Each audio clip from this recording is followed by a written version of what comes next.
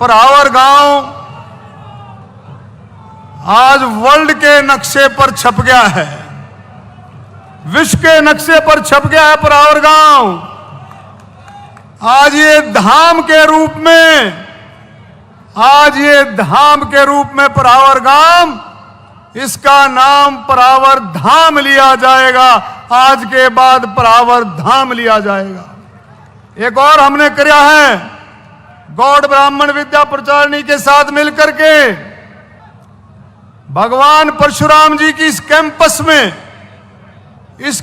में 15 एकड़ 15.5 एकड़ के कैंपस में एक भव्य भगवान परशुराम जी की मूर्ति की एक भव्य मूर्ति का हम लगवाएंगे, एक मूर्ति लगवाएंगे सब मिलकर के, और वो कहलाएगा परावर धाम, भगवान परशुराम धाम। बहुत बड़ा मूर्ति, जो बहुत बड़ी मूर्ति हम लगवाएंगे। आज जो साथियों, जो ये झंडे लगे हैं भगवान परशुराम जी के, ये इस धरती पर लग करके ये पवित्र हो गए हैं। इस एक एक झंडे को, ये झंडा कोई नीचे ना पड़े, इस एक एक झंडे को लेकर के अपने घर पर लगवाएं, अपने मंदिर में रखें।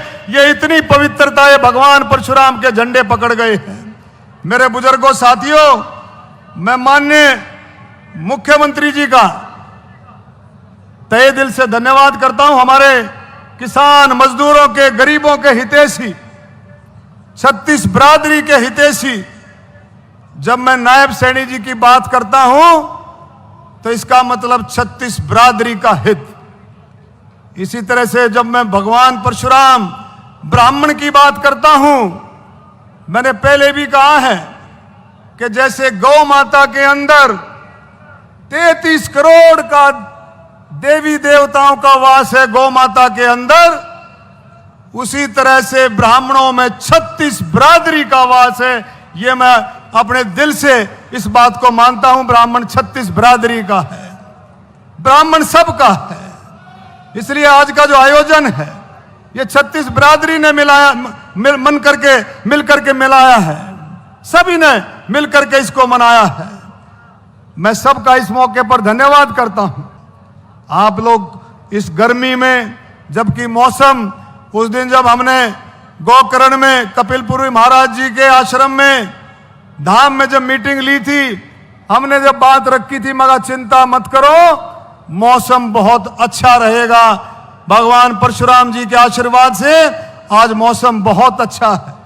तो मैं माननीय मुख्यमंत्री जी को कहूंगा, माननीय मुख्यमंत्री जी, बहुत सारी चीजें ऐसी हैं जो लोग बाग उम्मीद करते हैं, जो आपके रूप में देखते हैं, और ये जो मौका है, आज 50 साल के बाद ये मौका आया है। गौड़ ब्राह्मण विद्या प्रचारिणी शिक्षण सभा 50 साल के बाद आज ये कोई जश्न मना रही है, और 50 साल के बाद ये मौका आया है जब आपने कोई पत्थर रखा है 50 साल के बाद। और बहुत सारी बातें आपने की भी हैं।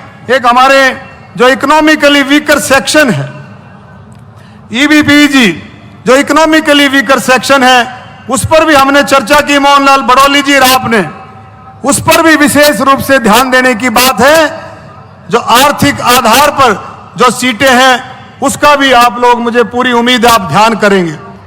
एक मुख्यमंत्री जी, एक जो नौजवानों की सबसे बड़ी बात आई है, ये सीईटी का जो एग्जाम है, ये 3 साल के बाद, माननीय शिक्षा मंत्री जी भी बैठे हैं, 3 साल के बाद ये एग्जाम आयोजित हुआ है। 3 साल के बाद आप लेंगे, परीक्षा लेंगे। जो 3 साल तक जो बच्चे ओवरेज हो गए, मेरी आपसे प्रार्थना है कि कम से कम 5 साल की छूट इकोनॉमिकली वीकर सेक्शन के बच्चों के लिए 5 साल की छूट दी जाए, क्योंकि 3 साल तो ये एग्जाम, ये डिले है। आप लोग देखें इसमें। और मुख्यमंत्री जी, हमारी दोली वाली जमीन वो आपने कर दी है, वो आपने की है, लेकिन जो अटकाव है, कुछ लोगों को दोली वाली जमीन के पेपर जो ढंग से नहीं मिले हैं, जो पेपर नहीं मिले हैं उनको आप एक बार देख करके दौड़ी वाली जमीन का मामला भी क्लियर कराएं, तो ये पूरा हरियाणा आपका तहे दिल से धन्यवाद करेगा। जैसे आज पूरा हरियाणा मिलकर के माननीय पूर्व मुख्यमंत्री मनोहर लाल जी का भी आज धन्यवाद करने के लिए आया है। जो ये 15 एकड़ जमीन है लगभग, ये इसका पेच फंसा हुआ था।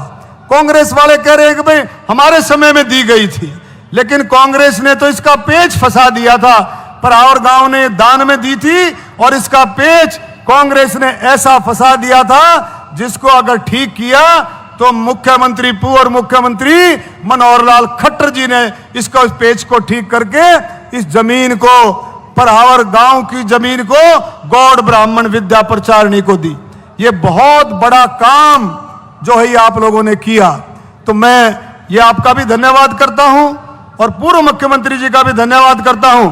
और मुझे पूरी उम्मीद है कि जितने पत्थर लगे हैं, जितने आपने लगाए हैं, इनका शिलान्यास जो किया है, मुझे हम सबको पूरी उम्मीद है कि आप ज्यादा से ज्यादा ग्रांट दे करके जो भी पॉलिसी के हिसाब है, जो भी गाइडलाइंस के हिसाब से है, वो ज्यादा से ज्यादा करके आप लोग कृतार्थ करेंगे और आप लोग बहुत अच्छे तरीके से इस बात को आगे बढ़ाएंगे।